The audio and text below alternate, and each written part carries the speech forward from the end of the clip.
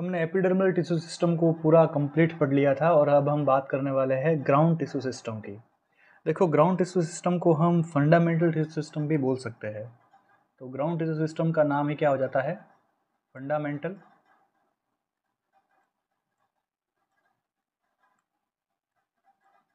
Tissue system. ये चीज़ दिमाग में रखनी है कि ग्राउंड टिश्यू सिस्टम को फंडामेंटल टिश्यू सिस्टम भी बोलते हैं।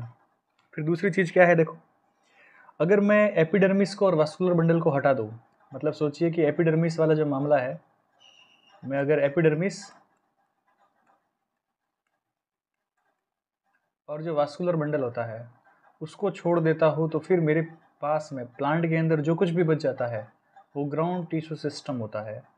तो except epidermis and vascular bundle, जो भी रिमेनिंग पोर्शन होगा वो होता है ग्राउंड टिश्यू सिस्टम। ठीक है।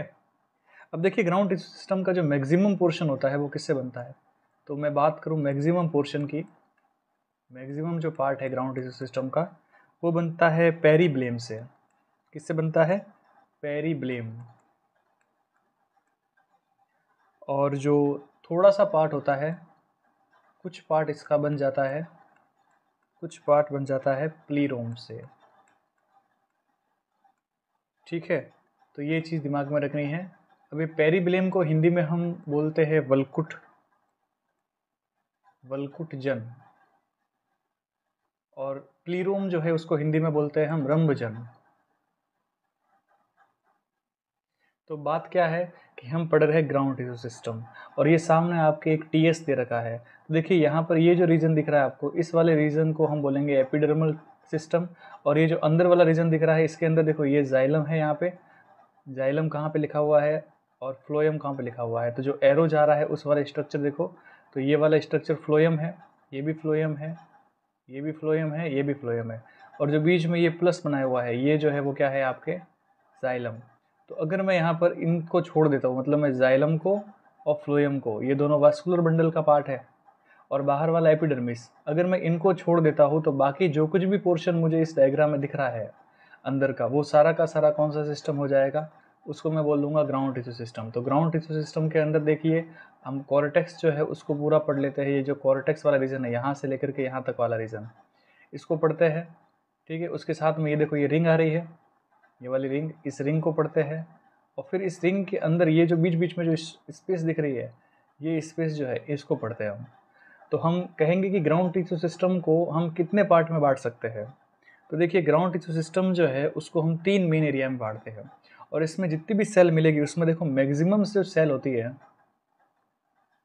जो मैक्सिमम सेल है वो तो होती है पेरेनकाइमा। कौन सी होती है? पेरेनकाइमा सेल मिलेगी मुझे इसमें। और कुछ जो होती है, कुछ इसके अंदर कॉलेनकाइमा भी मिल सकती है और स्क्लेरेनकाइमा भी मिल सकती है। ठीक है, स्क्लेरेनकाइमा भी इसमें हो सकती है। तो ये चीज़ हमें दिमाग में रखनी है कि ग्राउंड टिश्यू सिस्टम के अंदर जो पोर्शन होता है, मैक्सिमम पोर्शन, वो पेरीब्लेम से बनता है, और कुछ पोर्शन जो है वो प्लीरोम से बनता है।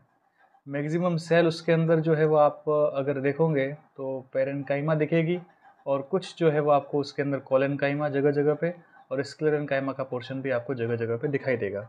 ये ग्राउंड टिश्यू सिस्टम के अंदर मोटी मोटी बातें होगी। अब हम इसकी कुछ महत्वपूर्ण बातें पढ़ते हैं। देखो, पूरा जो ग्राउंड टिश्यू सिस्टम है, ठीक है, इस पूरे ग्राउंड टिश्यू सिस्टम को हमने 3 मेन एरिया में कन्वर्ट कर दिया है। अगर मैं स्टेम की बात करूँ, ठीक है, अगर मैं स्टेम की बात करूँ या मैं रूट की बात करूँ, तो मैं पूरे ग्राउंड टिश्यू सिस्टम को कितने पार्ट में बांट लूँगा? तो ग्राउंड टिश्यू सिस्टम जो है उसको हम 3 पार्ट में डिवाइड कर देते हैं। एक को हम बोलते हैं कॉर्टेक्स, ठीक है। सेकंड वाला जो पोर्शन होता है उसे हम कहेंगे पेरिसाइकल, और थर्ड वाला जो पोर्शन होता है उसे कहते हैं पिथ। और इसके अंदर ही हम पढ़ लेते हैं जो पिथ के साथ में जुड़ी हुई रहती है, पिथ रेज बोल सकते हैं, या इसको हम मेड्यूलरी रेज भी बोल सकते हैं। मेड्यूलरी रेज, ठीक है। तो ये हो जाता है हमारे अंदर 3 पोर्शन ग्राउंड टिश्यू सिस्टम का। अब कॉर्टेक्स जो पोर्शन है, इस कॉर्टेक्स के अंदर फिर से अगर मैं डिवाइड करूँ तो इसमें सबसे पहला पोर्शन आ जाता है हाइपोडर्मिस वाला। तो एक तो होता है इसके अंदर हाइपोडर्मिस,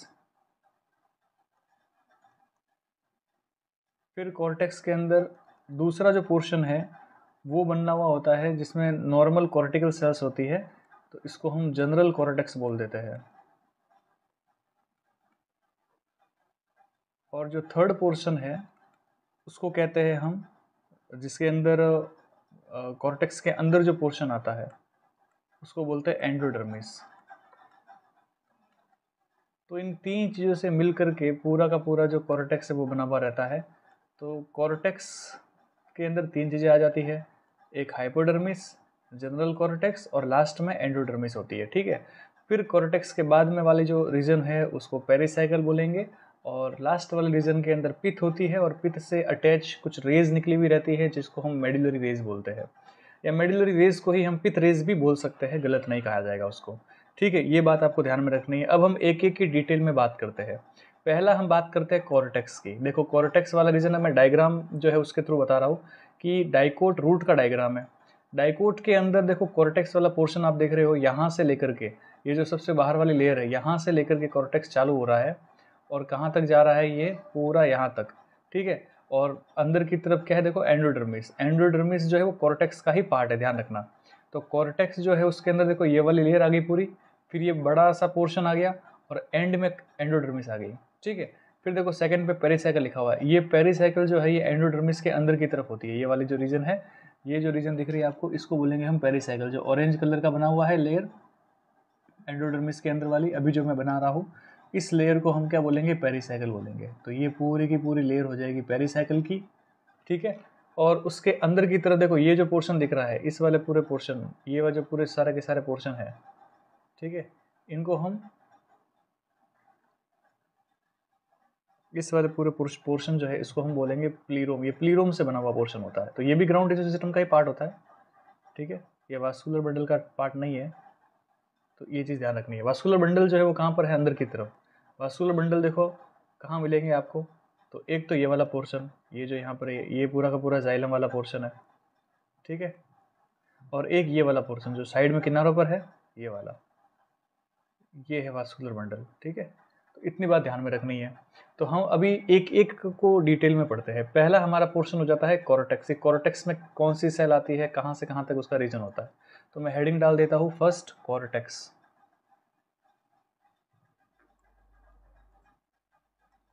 देखिए अब कॉर्टेक्स में क्या है, कॉर्टेक्स कहाँ मिलेगा, बिटवीन एपिडर्मिस एंड पेरिसाइकल। तो मैं यहाँ लिख देता हूँ बिटवीन, कहाँ मिलेगा ये मुझे, बिटवीन एपिडर्मिस, जो आउटर मोस्ट लेयर होती है एपिडर्मिस, और पेरिसाइकल। पेरिसाइकल जो है वो अंदर की तरफ मिलेगी मुझे। तो एपिडर्मिस और पेरिसाइकल के बीच में कॉर्टेक्स वाला रीजन होता है, और इसके अंदर जो टिश्यू होते हैं वो प्राइमरी टिश्यू से बना हुआ होता है ये। ठीक है, तो मेड फ्रॉम प्राइमरी टिश्यू, तो प्राइमरी टिश्यू से बनता है ये। फिर हम कहेंगे देखो इसके तीन पार्ट्स, तो तीन पार्ट कौन कौन से है, थ्री पार्ट्स पढ़ा है अपन ने। हाइपोडर्मिस होती है, ठीक है, फिर उसके बाद में जनरल कॉर्टेक्स आता है और लास्ट में एंडोडर्मिस होती है। तो हम पहली बात करेंगे, सबसे फर्स्ट पॉइंट की बात करेंगे, वो है हाइपोडर्मिस। हाइपोडर्मिस,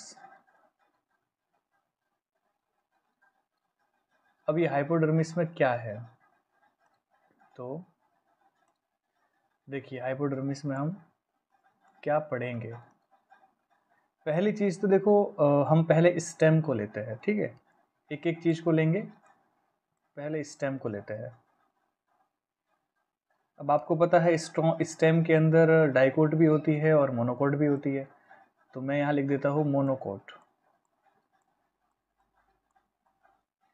मोनोकोट स्टेम की बात करूँ मैं, तो मुझे मोनोकोट स्टेम के अंदर जो हाइपोडर्मिस मिलती है वो मिलती है स्क्लेरेन कायमा की।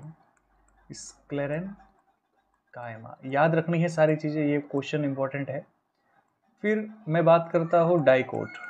अगर मैं डाइकोट की बात करूं तो डाइकोट की स्टेम की हाइपोडर्मिस जो है वो मुझे मिलेगी कोलेनकाइमा की। तो मैं यहाँ लिख देता हूँ कोलेनकाइमा।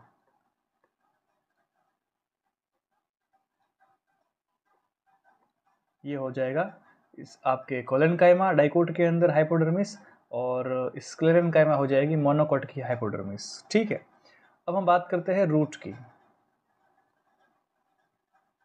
देखो रूट की बात करें तो क्या रूट के अंदर हाइपोडर्मिस होती है? तो रूट में आपको बोलना है एब्सेंट होती है। ठीक है, रूट में हाइपोडर्मिस नहीं मिलेगी। फिर कहना है हाइपोडर्मिस जो है वो देखो यूनिलेयर भी हो सकती है, मल्टीलेयर भी हो सकती है। तो मैक्सिमम मल्टीलेयर। ठीक है, फिर इसका काम क्या होता है, हाइपोडर्मिस करती क्या है? तो ये करती है मैकेनिकल सपोर्ट प्रोवाइड। तो हम कहेंगे ये क्या प्रोवाइड करती है? Provide mechanical support. Mechanical support. देखिए जो बड़े प्लांट होते हैं, डाइकोट होते हैं, उसकी हाइपोडर्मिस किससे बनी होती है? तो हमने क्या लिखा है? कोलेनकाइमा। और हमें पता है कोलेनकाइमा सेल जो है उस सेल के अंदर क्या होता है, किनारों के ऊपर डिपोजिशन होता है। ठीक है, सेल वॉल की जो किनारे होते हैं उनके अंदर पेक्टिन का डिपोजिशन होता है, जो क्या प्रोवाइड करवाती है?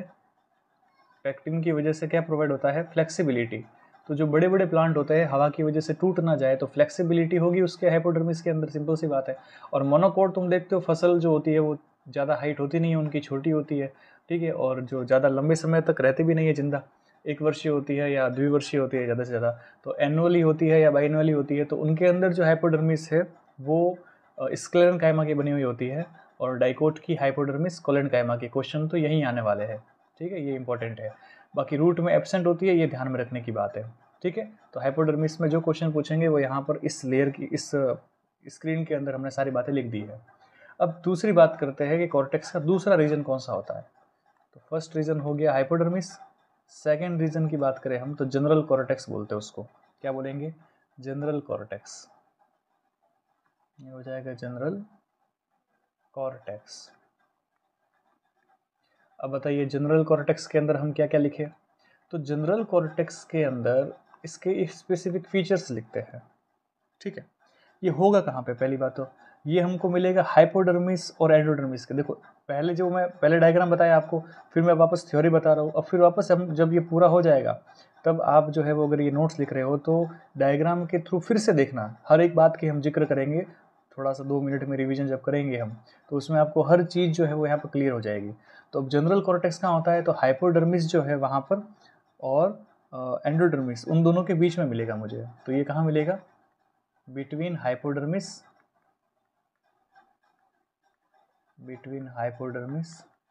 एंड एंडोडर्मिस, इन दोनों के बीच में हमें जनरल कॉर्टेक्स की सारी रीजन मिलती है। ठीक है, फिर आपको क्या बताना है कि ये चीज़ मल्टी लेयर होती है। अभी देखा अपन ने कितनी सारी लेयर थी उसके अंदर, मल्टी लेयर होती है। चलिए एक बार फिर से मैं आपको डायग्राम बता ही देता हूँ। ये देखिए ये कॉर्टेक्स है, तो यहाँ से लेकर के यहाँ तक ये जो पूरा का पूरा जो रीजन दिख रहा है आपको, ये पूरा का पूरा रीजन किसका है? ये जनरल कॉर्टेक्स का बना हुआ है। ठीक है, ये हो जाएगा जनरल कॉर्टेक्स। इसके ऊपर क्या थी? ये हाइपोडर्मिस, और इसके नीचे क्या आ जाएगी? एंडोडर्मिस। तो हाइपोडर्मिस से एंडोडर्मिस के बीच में पूरा का पूरा पोर्शन क्या है? जनरल कॉर्टेक्स का पोर्शन है। क्लियर? तो इसी की बात कर रहे हैं। तो ये क्या हो जाती है? मल्टी लेयर हो जाती है। फिर आपको क्या बताना है? देखो इसके अंदर हमको इंटरसेलुलर स्पेस मिलेंगे। तो इंटर सेल्यूलर स्पेस प्रेजेंट। ठीक है, ये मिलते हैं। फिर देखिए अगर हम इसमें देखें जनरल कॉर्टेक्स में, इसमें बहुत सारी जो सेल होती है ना, वो कन्वर्ट हो सकती है। तो मैं ऐसा लिख रहा हूँ, some cell convert in aerenchyma.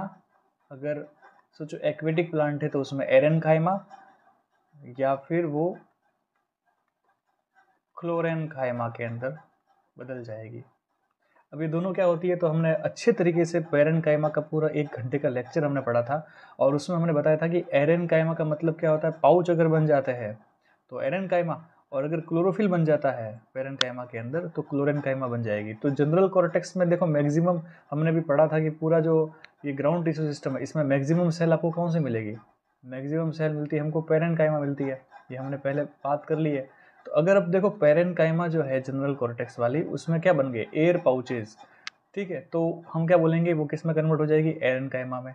और अगर उसके अंदर हरित लवक ज़्यादा बन गया है, क्लोरोफिल ज़्यादा बन गया है, ठीक है, क्लोरोप्लास्ट ज़्यादा बन गए हैं, तो उसको बोलेंगे हम क्लोरेन्काइमा, ठीक है। तो जनरल कॉर्टेक्स में ये कुछ बातें दिमाग में रखनी है। और क्या याद रखोगे, तो देखिए जनरल कॉर्टेक्स के अंदर कितनी बार हमें म्यूसिलेज, ठीक है, म्यूसिलेज, या फिर हमको रेजिन ट्यूब,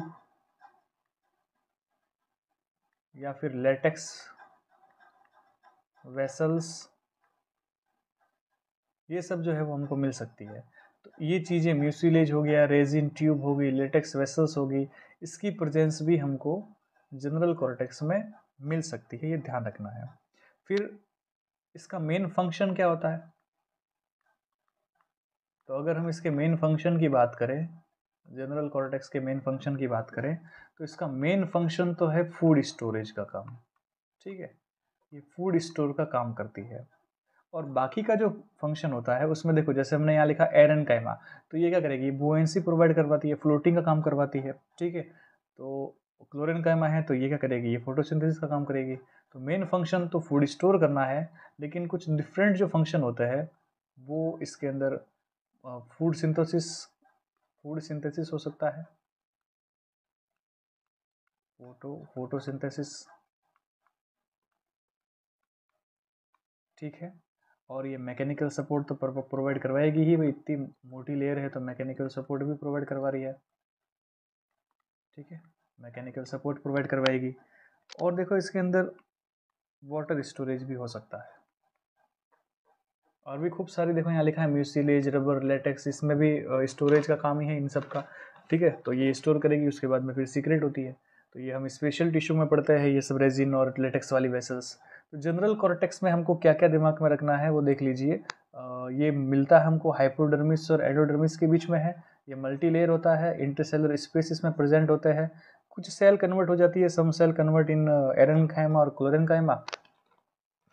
मेन फंक्शन इसका फूड स्टोरेज करना है, कुछ फोटोसिंथेसिस भी करती है, मैकेनिकल सपोर्ट भी प्रोवाइड करवाएगी, वाटर स्टोरेज का भी जनरल कॉर्टेक्स में काम होता है। अब एंड में हम लिख देते हैं एंडोडर्मिस। तो एंडोडर्मिस क्या होती है, देखिए यहाँ पर देखो मोनोकोट और डाइकोट स्टेम के बारे में अभी हम थोड़ा टाइम बाद में बात करेंगे, पहले मैं लिख देता हूँ एंडोडर्मिस। तो हम पहले यहाँ पर एंडोडर्मिस लिख देते हैं, जो थर्ड जो रीजन है कॉर्टेक्स का, एंडोडर्मिस।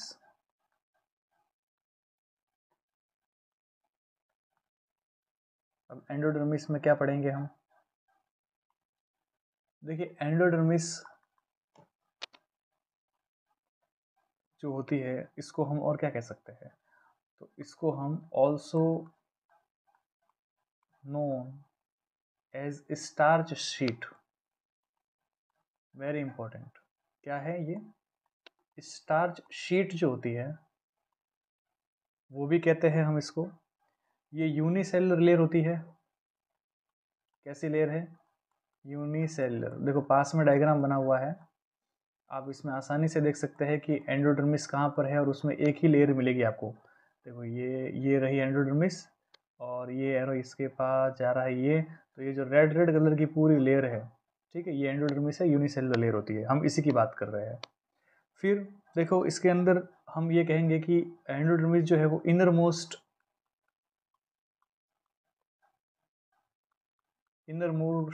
कॉर्टेक्स होता है, ठीक है, कॉर्टेक्स का पोर्शन है, तो हम कहेंगे इनर मोस्ट कॉर्टेक्स होगी ये। और तो देखिए ये सेपरेट करती है किसको, किसको सेपरेट कर रही है, ये सेपरेट जनरल कॉर्टेक्स किससे कर रही है, फ्रॉम पेरिसाइकल। तो हम कहेंगे कि ये देखिए यहाँ पर ये लिखा हुआ है पेरिसाइकल, ये पेरिसाइकल लिखा हुआ है, तो पेरिसाइकल कहाँ है, अंदर की तरफ, और कॉर्टेक्स कहाँ पर है, जनरल कॉर्टेक्स की बात करें तो ये पूरा ग्रीन ग्रीन वाला पोर्शन। तो एंडोडर्मिस की जो ये रेड कलर की रिंग है, ये इस ग्रीन वाले पोर्शन को इस ब्लू वाले पोर्शन से अलग कर रही है। ये ब्लू वाला पोर्शन जहाँ से स्टार्ट हो रहा है उसको पेरिसाइकिल बोलते हैं, और जो ग्रीन वाला पोर्शन है इसको बोलते हैं हम जनरल कॉर्टेक्स। अभी पढ़ा अपन ने। उसको सेपरेट कौन कर रही है, एंडोडर्मिस। तो ये लाइन लिख दी हमने, ठीक है। इसके अंदर हमको किस टाइप की सेल मिल रही है, तो देखो इसमें ढोलक की जैसी सेल मिल रही है, बेरल शेप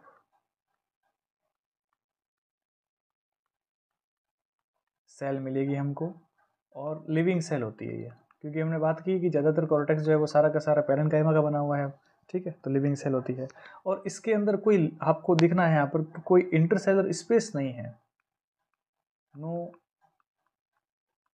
इंटरसेल्यूलर स्पेस, ठीक है।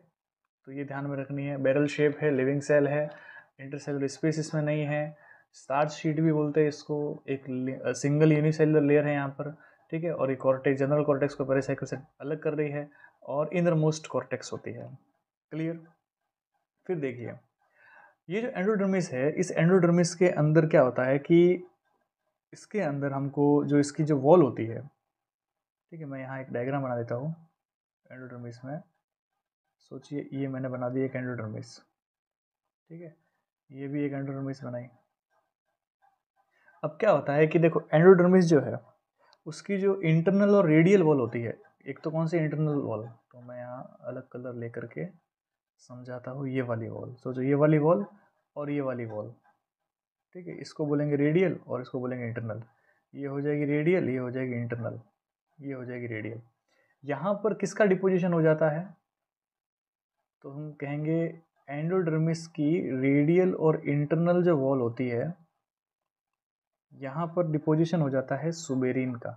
तो ये हमने लिखा यहाँ पर सुबेरिन, पोजीशन दिमाग में रखनी है। सुबेरिन जो है उसका क्या हो जाएगा, डिपोजिशन। तो सुबेरिन का डिपोजिशन कहाँ हुआ पे, रेडियल और इनर वॉल के अंदर, किसकी, एंडोडर्मिस की। उससे क्या होगा, उससे देखो सुबेरिन का डिपोजिशन तो होता ही है, उसके साथ में थोड़ा हम क्यूटीन भी लिख देते हैं, क्यूटीन का भी डिपोजिशन मिलता है, ठीक है।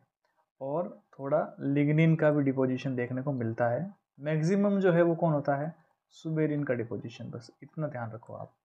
तो ये हो गया। अब इससे होगा क्या, इससे ये होता है कि सुबेरिन का डिपोजिशन होने की वजह से वहाँ पर स्ट्रिप्स बन जाती है। क्या बन जाती है वहाँ पर, वहाँ बन जाती है स्ट्रिप्स, इस तरीके की लाइनिंग बन जाती है, ठीक है। ये लाइनिंग बन गई यहाँ पर। तो इन लाइनिंग, इसको हम क्या बोलेंगे, इसको बोलेंगे हम कैस्पेरियन स्ट्रिप। तो बताइए कैस्पेरियन स्ट्रिप किसने बनाई, सुबेरिन ने बनाई। कहाँ बनाई, तो कैस्पेरियन स्ट्रिप कहाँ बनी है, ये बनी है रेडियल और इनर वॉल के अंदर, ठीक है। किसकी इनर वॉल, ये सब हम एंडोडर्मिस के अंदर पढ़ रहे हैं, टोटल पोर्शन एंडोडर्मिस वाला ही चल रहा है, तो ध्यान रहे, ठीक है। तो इसके अंदर ये चीज़ बन रहेगी। अब ये डिस्कवरी जो है वो इसने किसने की थी कि सुबेरिन का डिपोजिशन हो जाता है और स्ट्रिप बनती है। तो ये डिस्कवरी हुई थी,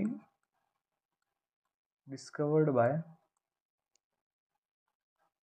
आर कैस्पेरी, ठीक है।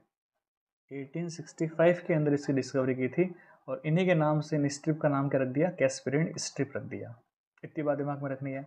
अब इसको समझते हैं हम, देखो इसमें है क्या। सोचिए एक पूरी की पूरी ये ऐसी एक कवरिंग थी, ठीक है, और इन सभी के अंदर क्या है, यहाँ पर ये एंडोडर्मिस की सिंगल लेयर है, ठीक। ये यहाँ पर लेयर बन, सारे की सारी एंडोडर्मिस की लेयर की सेल है ये। अब क्या हो रहा है कि इसके पास में डिपोजिशन हो रहा है, किसका डिपोजिशन हो रहा है, सुबेरिन का। तो हमने कहा कि भाई इनर वाली लेयर पर करा, यहाँ इनर वाली लेयर के अंदर क्या हो रहा है, सुबेरिन का डिपोजिशन हो रहा है। तो पूरी जो इनर इनर वाली जो लेयर होगी उसमें क्या हो जाएगा, सुबेरिन डिपोजिट हो जाएगी। और साथ साथ में कहाँ हो रहा है, ये जो लेयर आपकी रेडियल वॉल होती है यहाँ पर भी हो रहा है। तो ये रेडियल वॉल पे भी क्या हो गया, सुबेरिन का डिपोजिशन हो गया, ये लो, ठीक। अब जरूरी नहीं है कि सब जगह पे सुबेरिन का डिपोजिशन हो, ध्यान रखना। अब जहां पर सुबेरिन का डिपोजिशन नहीं होगा, ठीक है, जहाँ पर सुबेरिन का डिपोजिशन नहीं होगा, वो वाली जो है सेल, वो वाली सेल क्या हो जाएगी वहाँ पर इस तरीके से, मान लो सुबेरिन का डिपोजिशन यहाँ पे नहीं हुआ, एक हमने कहा यहाँ नहीं हुआ, एक हमने कहा यहाँ नहीं हुआ और यहाँ नहीं हुआ, तो वहाँ पर क्या नहीं होगा, वहाँ पर कैस्पेरिन स्ट्रिप भी नहीं बनेगी। तो हमने यहाँ पर देखा कि कुछ ऐसी सेल थी जहाँ सुबेरिन डिपॉजिट नहीं हुई, वहाँ पर नॉर्मल जो सेल है वही है। तो इस तरीके से हमने यहाँ पर ये देखो नॉर्मल जो आपकी एंडोडर्मिस है वही बनाई है, इसमें किसी भी टाइप का डिपोजिशन नहीं हुआ है। तो इस तरीके से ये बना दी हमने वापस। अब देखो जहाँ जहाँ डिपोजिशन नहीं होता है उन सेल को हम क्या बोलते हैं, पैसेज सेल बोलते हैं। कौन सी सेल बोलते हैं, पैसेज सेल बोलते हैं, ध्यान रखना। ठीक है, ये पैसेज सेल क्या करती है, ये करती है हेल्प, हेल्प किसमें, help in transportation of water from cortex to xylem. ठीक है, बहुत महत्वपूर्ण चीज़ है, ये ध्यान रखनी है आपको कि देखो एंडोडर्मिस में क्या है, ये नॉर्मल सी जो लेयर थी एंडोडर्मिस की, ये लेयर सिंगल लेयर होती है, स्टार्च शीट बोलते हैं इसको। इनर मोस्ट कॉर्टेक्स है, यूनिसेलुलर है, जनरल कॉर्टेक्स को पेरिसाइकिल से सेपरेट कर रही है, बैरल शेप की स्ट्रक्चर है, लिविंग सेल है, इनर सेलुलर स्पेस इसमें नहीं होता है और इसमें डिपोजिशन हो जाता है सुबेरिन का। मैक्सिमम तो सुबेरिन ही होता है, कुछ कहीं कहीं पर हमको क्यूटिन भी मिलता है और लिग्निन भी मिलता है। अब जहाँ जहाँ पर डिपोजिशन होता है वहाँ वहाँ पर स्ट्रिप बन जाती है, तो उसको हम कैस्पेरिन स्ट्रिप बोलते हैं। डिस्कवरी की थी आर कैस्पेरिन है, इसलिए नाम उसके नाम से रख दिया हमने। कहाँ होती है तो रेडियल वॉल पर और इनर वॉल पर मिलती है। फिर जहाँ पर नहीं होता ये, जहाँ पर हम कहेंगे कि यहाँ पर डिपोजिशन नहीं होता, उन सेल को हम बोलते हैं पैसेज सेल। और यहीं से क्या होता है, इन्हीं पैसेज सेल के थ्रू वाटर जो है वो कहाँ चला जाता है, अंदर की तरफ जाइलम के पास में। तो यहाँ से ऐसे वाटर जाइलम के पास में चला जाएगा। तो ये ध्यान में रखना है। अच्छा, सुबेरिन का जहाँ पर डिपोजिशन हो जाता है वहाँ से क्यों नहीं जा पाता, क्योंकि जो सुबेरिन होती है ना, वो सुबेरिन जो है वो किसी भी तरीके से वाटर और एयर जो है उसको बाहर पास नहीं होने देगी। तो ये बिल्कुल जो है वो वाटर के लिए क्या हो जाती है, वाटर रेजिस्टेंस जो है वो हो जाती है, वाटर प्रूफ बोल सकते हो मतलब। ठीक है, तो पानी जो है वो इधर, जैसे क्यूटिन देखो आपको मालूम होगा, क्यूटिन हमने क्यूटिकल पढ़ते हैं, पानी जो लीफ के ऊपर जो लेयर होती है, ठीक है, वो वैक्सी लेयर होती है। तो वैक्स की एक लेयर बन जाए जिससे क्या होता है, वैसलिन अगर अपन लगाए तो पानी में जब अपन हाथ धोते हैं तो वो जो पानी की जो लेयर है वो हमारे स्किन के ऊपर टच नहीं हो पाती। तो वैक्स जो है वो यहाँ पर क्या करता है, पानी को एकदम सेपरेट कर लेता है। तो यहाँ सुबेरिन भी क्या करेगा, सुबेरिन की जो डिपोजिशन हुई है वो पानी को अंदर की तरफ जाने नहीं देगा, जहाँ नहीं होती पानी केवल वहीं से जा पाता है। इसीलिए उस सेल को हम बोलते हैं पैसेज सेल। जहाँ डिपोजिशन नहीं हुई है उसके थ्रू वाटर जो है वो आराम से अंदर चला जाएगा। तो हम यहाँ पर जो ग्राउंड टिश्यू सिस्टम पढ़ रहे हैं, उस ग्राउंड टिश्यू सिस्टम में हमने 3 रीजन पढ़े। ठीक है, एक कॉर्टेक्स, सबसे पहले हम कह रहे हैं क्या, हमने पढ़ा ग्राउंड टिश्यू सिस्टम के अंदर कॉर्टेक्स, और कॉर्टेक्स में हमने क्या पढ़ लिया है, हाइपोडर्मिस, जनरल कॉर्टेक्स और एंडोडर्मिस। अब बात करते हैं पेरिसाइकिल की। तो देखिए पेरिसाइकिल क्या होता है, तो पेरिसाइकिल जो है देखो डायग्राम के अंदर देखो, ये वाला जो रीजन है पेरिसाइकिल, हम इसकी बात कर रहे हैं। ठीक है, जो इसके अंदर ये देखो, ये वाली जो लाइन लाइन में बना रहा हूँ, इस वाली लाइन की बात कर रहे हैं। ठीक है, एक दूसरे डायग्राम में भी देख लीजिए, ये देखो यहाँ पर पेरिसाइकिल कहाँ लिखा हुआ है, ये देखिए ये पेरिसाइकिल लिखा हुआ है, मतलब ये वाला पोर्शन, इस वाले पोर्शन की और इस वाले पोर्शन की बात कर रहे हैं। ठीक है, ये तो फ्लोएम लिखा है, एक सेकेंड तो गलत हो जाएगा, ये हो जाएगा आपका ये वाला, ये जो यहाँ दिख रहा है आपको ये है पेरिसाइकिल, जस्ट एंडोडर्मिस लिखी हुई है, एंडोडर्मिस के जस्ट नीचे की तरफ। ठीक है, ये हो जाएगा पूरा पेरिसाइकिल। क्लियर, तो इतनी बात दिमाग में रखनी है। ये है टीएस, किसका टीएस है ये, डाइकोट स्टेम का। और मोनोकोट स्टेम के अंदर आपको कहीं पेरिसाइकिल दिख रही है क्या, देखिए एक बार, ये मोनोकोट का स्टेम है, क्या इसमें आपको पेरिसाइकिल दिख रही है, तो आपको यहाँ पर पेरिसाइकिल कहीं नहीं दिखने वाली। तो हम कहते हैं कि मोनोकोट के अंदर जो है वो पेरिसाइकिल क्या होती है, एब्सेंट होती है। तो ध्यान रखना है। ठीक है, डाइकोट में प्रेजेंट है, मोनोकोट के स्टेम में एब्सेंट है। ठीक है, ये चीज़ हम जब ये स्ट्रक्चर को डिटेल से समझेंगे अभी आगे, जब हम लीफ और रूट और स्टेम, इन तीनों के मोनोकोट और डाइकोट के स्ट्रक्चर को समझेंगे, एक एक लेयर को समझेंगे, तब हम बात करेंगे। अभी तो हम बात कर रहे हैं केवल इन लेयर के नामों की, कि इस लेयर के नाम के अंदर जो सेल होती है वो कैसी होती है, बीच बीच में उसमें क्या फीचर्स होते हैं, वो सारी चीज़ें पढ़ रहे हैं। तो हम टिश्यू सिस्टम पढ़ रहे हैं, ठीक है।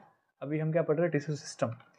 तो हमारा सेकंड जो ग्राउंड टिश्यू सिस्टम के अंदर हमारा जो सेकंड टिश्यू है वो हो जाएगा पेरिसाइकिल। तो देखिए पेरिसाइकिल में क्या है, पेरिसाइकिल की बात करें तो ये जो है वो आपके, हम इसको कह सकते हैं पेरिसाइकिल के अंदर हम बात करेंगे कि ये रीजन क्या होता है। This is outer most layer of stele, Hindi में बोलते हैं रंभ। रंभ की सबसे बाहर की लेयर है, ठीक है। तो सबसे बाहर जो है वो आपको क्या है, पेरिसाइकिल। किसके, रंभ की। रंभ किसको बोलते हैं अब, तो रंभ के अंदर देखो ये जो है ना एंडोडर्मिस, इस एंडोडर्मिस के अंदर की तरफ क्या होती है, पेरिसाइकिल होती है। तो पेरिसाइकिल से लेकर के और अंदर जो कुछ भी होगा इस घेरे के अंदर, उसको हम क्या बोलते हैं, रंभ बोलते हैं। तो रंभ की सबसे बाहर वाली लेयर कौन सी है, पेरिसाइकिल है। सिंपल सी बात है, क्योंकि एंडोडर्मिस तो किसका पोर्शन है, एंडोडर्मिस तो कॉर्टेक्स का पोर्शन है, तो एंडोडर्मिस तो होगी नहीं। तो हम कहेंगे पेरिसाइकिल जो है वो आउटर मोस्ट लेयर होता है रंभ का। क्लियर। फिर आपको बोलना है ये किससे बना हुआ होता है, तो pericycle is made up from parenchyma, ठीक है। या इसके अंदर हमको स्क्लेरेन्काइमा भी देखने को मिलता है, या फिर दोनों भी देखने को मिल सकते हैं। ये दूसरा पॉइंट दिमाग में रखो आप। अगर मैं सनफ्लावर की बात करूं, सनफ्लावर की बात करें हम, तो सनफ्लावर में हमको कैप लाइक स्ट्रक्चर देखने को मिलेगा। पेरिसाइकिल का स्ट्रक्चर कैसा होता है, कैप लाइक, किसमें, सनफ्लावर के अंदर, ठीक है। तो ये चीज दिमाग में रखनी है। ये जो कैप लाइक स्ट्रक्चर है ना, इसी को हम क्या बोल देते हैं, हार्ड बास्ट, ठीक है। जो आगे जो है वो किससे जुड़ जाएगा, फ्लोएम से अटैच हो जाता है, ये ध्यान में रखना है।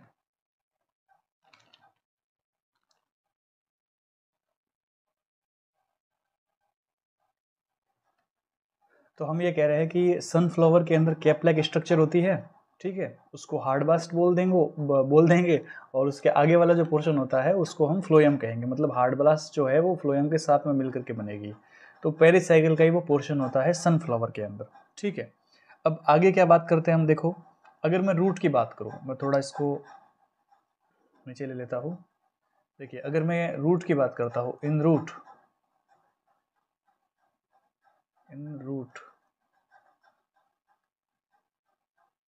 पेरिसाइकिल की बात कर रहे हैं, तो पेरिसाइकिल कैसे मिलती है, यूनिसेल्युलर मिलेगी मुझे। बहुत इंपॉर्टेंट चीज़ है, यूनिसेल्युलर लेयर मिलेगी पेरिसाइकिल की, ठीक है। और एक सबसे इंपॉर्टेंट चीज़ कहाँ से क्वेश्चन जो पूछते हैं वो है यहाँ पर, कि जो लेटरल रूट का फॉर्मेशन होता है,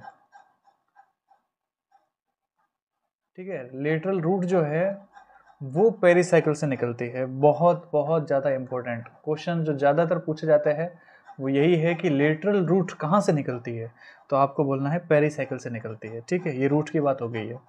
अब देखिए मैं यहाँ पर डाइकोट की बात करता हूँ, जो डाइकोट प्लांट होता है उसकी बात कर रहा हूँ मैं, ठीक है। डाइकोट प्लांट के अंदर अगर मैं यहाँ बात करूँ वास्कुलर कैम्बियम की, ठीक है, तो कुछ ऐसे पोर्शन होते हैं पेरिसाइकिल के अंदर जिससे वास्कुलर कैम्बियम का फॉर्मेशन होता है। तो वास्कुलर कैम्बियम जो है वो भी यहाँ से अराइज होती है। वास्कुलर कैम्बियम का कुछ पार्ट है ना, सारी की सारी नहीं होगी, कुछ पार्ट, सम पार्ट जो है वो अराइज फ्रॉम पेरिसाइकिल। ये चीज़ समझनी है आपको, ठीक है। और एक तो ये है, और जो कॉर्क कैम्बियम होता है, कॉर्क कैम्बियम, उस कॉर्क कैम्बियम को बनाने में भी यहाँ पर ये पार्शियली हेल्प करेगी। तो ये चीज़ थोड़ा सा समझने की बात है। डाइकोट प्लांट के अंदर पेरिसाइकिल की क्या क्या चीज़ें हैं, ठीक है। स्टेम की बात करें हम, स्टेम के अंदर जो पेरिसाइकिल होती है, डाइकोट प्लांट का जो स्टेम होता है उसकी जो पेरिसाइकिल होती है वो मल्टी लेयर होती है। तो जितने क्वेश्चन आ सकते हैं पेरिसाइकिल में वो ये है, क्या आ सकते हैं, देखो पहली चीज़ क्या आ सकती है पेरिसाइकिल में, एक तो आउटर मोस्ट लेयर है, ये किसकी आउटर मोस्ट लेयर है, स्टील की, रंब की आउटर मोस्ट लेयर है। अच्छा किससे बनी है, तो पेरेनकाइमा और स्क्लेरेनकाइमा से बनी है, या हो सकती है दोनों से भी बनी हो। सनफ्लावर के अंदर कैप लाइक स्ट्रक्चर देखने को मिलता है, तो किसका होता है, वो पेरिसाइकिल का। पेरिसाइकिल हार्ड बास्ट बनाने में काम आती है, फ्लोएम के साथ में ये अटैच हो जाती है। रूट के अंदर ये यूनिसेलुलर होती है और लेटरल रूट का फॉर्मेशन करती है, जो सबसे ज़्यादा इंपॉर्टेंट क्वेश्चन है। फिर डाइकोट प्लांट के अंदर वास्कुलर कैम्बियम हो या कॉर्क कैम्बियम हो, उसको थोड़ा सा बनाने में हेल्प करेगी। स्टेम के अंदर ये मल्टी सेलुलर होती है, मल्टी लेयर होती है, ये ध्यान रखना है आपको, ठीक है। ये आप सब हम पेरिसाइकिल की बात कर रहे हैं। और अगर मोनोकोट की बात करूं मैं, मोनोकोट स्टेम की बात करूं, तो मोनोकोट स्टेम के अंदर तो हमको ये मिलती ही नहीं है। हम कहेंगे कि पूरा का पूरा जो रीजन है वो अनडिफरेंशिएट होता है। अभी हमने देखा था डायग्राम, वहाँ पर मैंने आपसे पूछा था कि देखो इसमें पेरिसाइकिल कहाँ पर है, तो अनडिफरेंशिएट होती है, वहाँ पर होती ही नहीं है, ये ध्यान रखने की बात है मोनोकोट में। देखो रूट चाहे मोनोकोट की हो डाइकोट की हो, दोनों के अंदर मामला यही है, लेटरल रूट यहाँ से अराइज होती है, यूनिसेलुलर होती है यहाँ पर। डाइकोट के अंदर अगर यहाँ पर मैं स्टेम की बात करूँ, मोनोकोट की स्टेम की सॉरी डाइकोट स्टेम की बात करूँ, तो डाइकोट स्टेम के अंदर तो ये चीज़ हो जाएगी, और मोनोकोट स्टेम की बात करूँ तो वहाँ पेरिसाइकिल मुझे नहीं मिलती है, ये पेरिसाइकिल केस हो जाएगा। अब एंड में हम आ जाते हैं पित्त के ऊपर।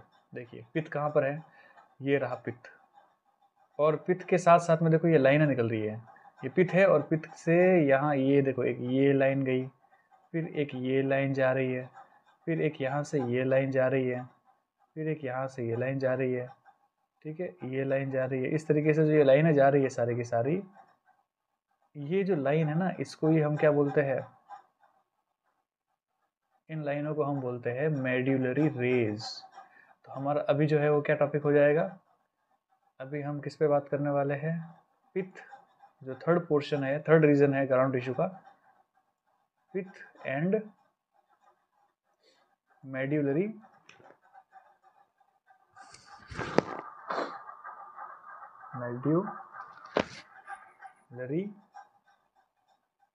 रेज, या इसको पित्त रेज भी कह सकते हैं।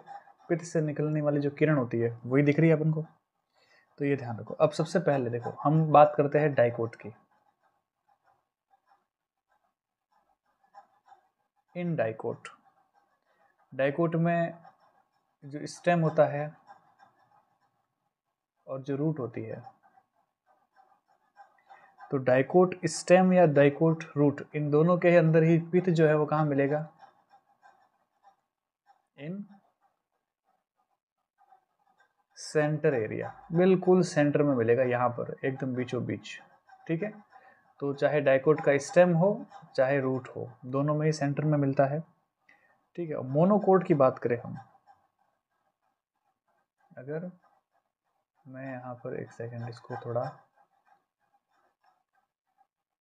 साफ कर लेते हैं और अब लिखते हैं, अगर मैं किसकी बात करूँ, मोनोकोट की बात करूँ, तो मुझे केवल रूट के अंदर ही पिथ मिलेगी, स्टेम में नहीं मिलती। फिर से डायग्राम दिखा देता हूँ मैं आपको, ये देखिए ये है स्टेम का डायग्राम, क्या आपको यहाँ कहीं पर भी पिथ दिख रही है, नहीं दिख रही है, कहीं नहीं दिख रही है। हाइपोडर्मिस है, वास्कुलर बंडल, ग्राउंड टिश्यू, यहाँ पर ये देखो ये लेक्यूनी, ये बंडल शीट हो गई, protoxylem, metaxylem, phloem, chlorenchyma, epidermis, cuticle, कहीं पर पेरिसाइकिल नहीं है। पेरिसाइकिल यहाँ पर क्या है, एब्सेंट है, ठीक है, पेरिसाइकिल एब्सेंट है। किसके अंदर, मोनोकोट के अंदर। ये डायग्राम किसका है, मोनोकोट का डायग्राम है, तो आपको ध्यान रखना मोनोकोट के अंदर एब्सेंट होती है, ठीक है। मोनोकोट के अंदर स्टेम में एब्सेंट होती है, रूट के अंदर तो प्रेजेंट होगी, क्लियर। अब अगर मैं स्टेम की बात करूँ, तो स्टेम के अंदर देखो पेरिसाइकिल के अंदर आप सॉरी पित्त जो है उसके अंदर बात करें हम, तो पित्त की सारी सेल कैसी होती है, पेरेनकाइमा सेल होती है। कैसी होती है,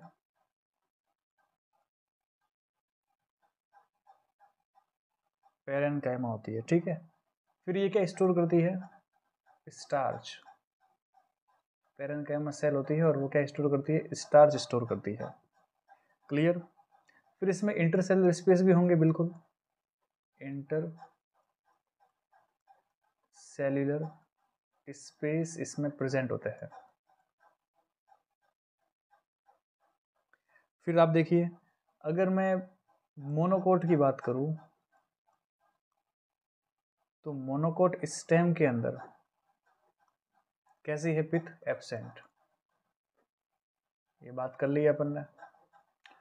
और अगर मैं डाइकोट रूट की बात करूं, डाइकोट रूट की बात करूं तो यहाँ पर पिथ जो है वो कैसे होता है? लेस डेवलप होता है। क्वेश्चन यहाँ से ही आता है, इसलिए मैंने यहाँ नीचे की तरफ दोनों लिख दिया, ठीक है।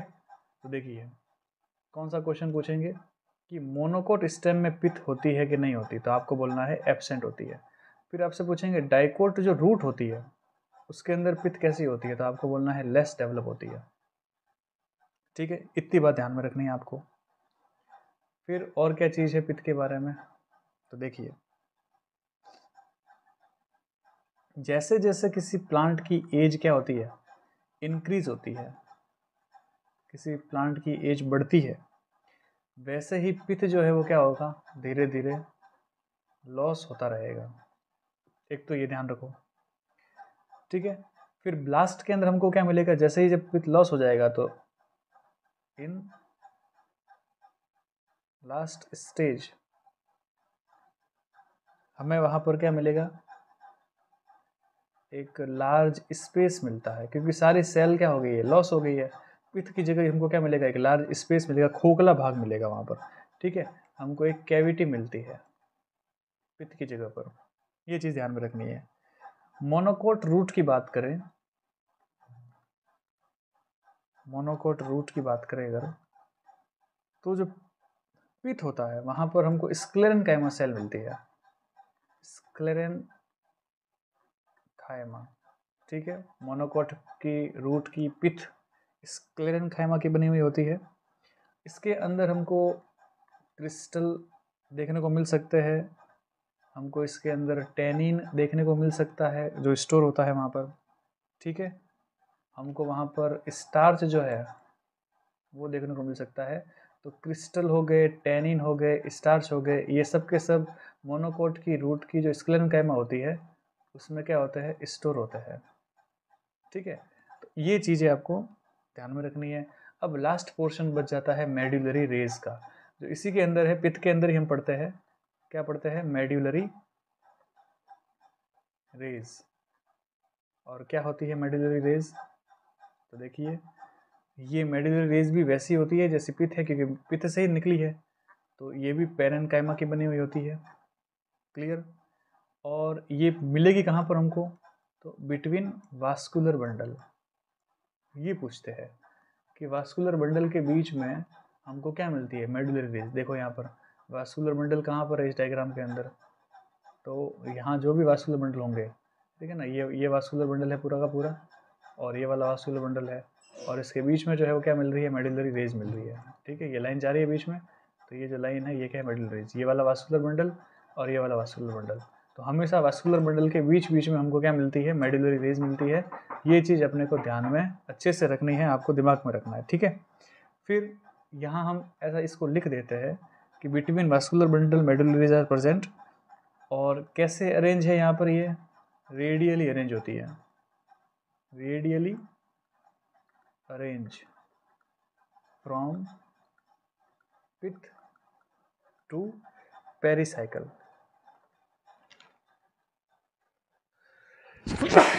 सॉरी। तो देखिए हम कह रहे हैं मेडुलरी रेज जो है वो हमको पिथ से लेकर के पेरिसाइकल तक मिल रही है, वो भी रेडियली अरेंज। यहाँ देखिए पिथ कहाँ पर है?